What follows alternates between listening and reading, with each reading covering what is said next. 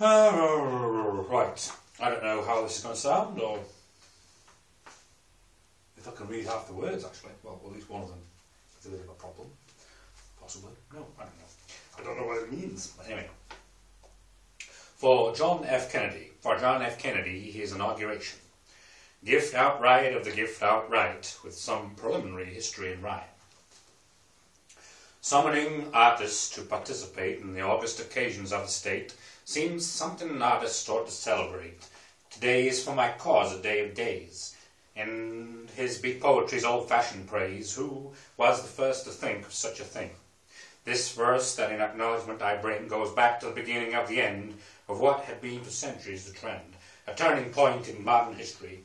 Colonial had been the thing to be as long as the great issue was to see what country be the one to dominate, by character, by tongue, by native trait. The New World Christopher Columbus found, the French, the Spanish, and the Dutch were downed and counted out. Heroic deeds were done, Elizabeth I and England won. Now came on a new order of the ages, and the Latin of our founding age sages is not written on the dollar bill we carry in our purse and pocket still. God nodded his approval of us good, so much those heroes knew and understood. I mean the great four, Washington, John Adams, Jefferson, Madison, so much they knew as consecrated seers, they must have seen ahead what now appears. They would bring empires down about our ears, and by the example of our declaration, make everybody want to be a nation. And this is no aristocratic joke at the expense of negligible folk. We see how seriously the races swarm in their attempts at sovereignty and form. They are our wars, we think, to some extent for the time being, and with their consent to teach them how democracy is meant.